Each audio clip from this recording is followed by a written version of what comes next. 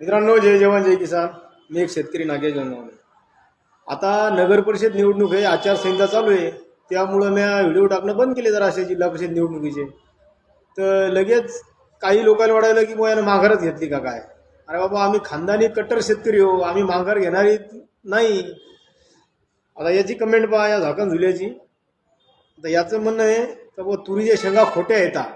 त्याला रिप्लाय पण दिला दुसऱ्या झाकण झुल्यानं की बुवा शेंगाच नाहीत म्हणते. अबे तू शेतकरी आहेस का नाही? लोक 15 दिवस झाले शेंगाची भाजी खाला लागले राजा. कमाले. अरे वेरेड्या कोणत्या येतात या घाती पण मुंगाई शेंगा. तुम्हाला सांगतो काही पण भेटते या दुनियेतनी, फक्त मायबाप सोडून सगळंच भेटते आणि कोण्या पण ऋतूतनी भेटते.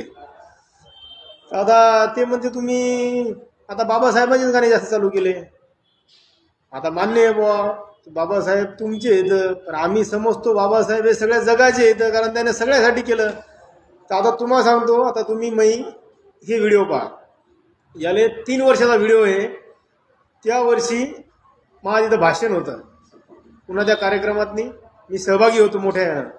त्याच्या जेवण्या खावण्यात सगळ्यातनी मी होतो. माझ्या गावचा कार्यक्रम आहे देपूळचा. बरं, त्याच्यानंतर आता तुम्ही हे फोटो पहा. या फोटोतनी फक्त आम्हाला वृद्धाश्रम पाहायसाठी बोलवलं होतं. तर इथं आम्ही गौदान दिले होते. आमचा कोणता फायदा होता इथं? कमाल आहे राजा. लोक काही कमेंट करतात.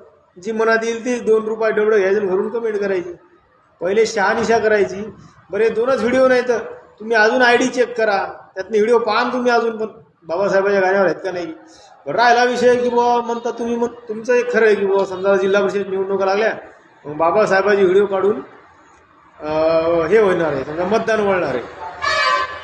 तर ठीक आहे, समजा मी आता पहिलेच निर्णय घेतला होता की लढील तर वंचित बहुजन आघाडीवर या पक्षावर लढील, नाही तर अपक्ष. तसे तर माझ्याजवळ 4-5 तिकीट पडेल खिशातनी अजूनही. 4 वर्षाआधी आम्ही केलेल्या समजा गोष्टीत काही समजा बाबासाहेबांचे आम्ही तिथे गौदान दिले असतील, कोणा कार्यक्रमात सहभागी होतो, तेव्हा कोणता फायदा होता माझ्यावाला?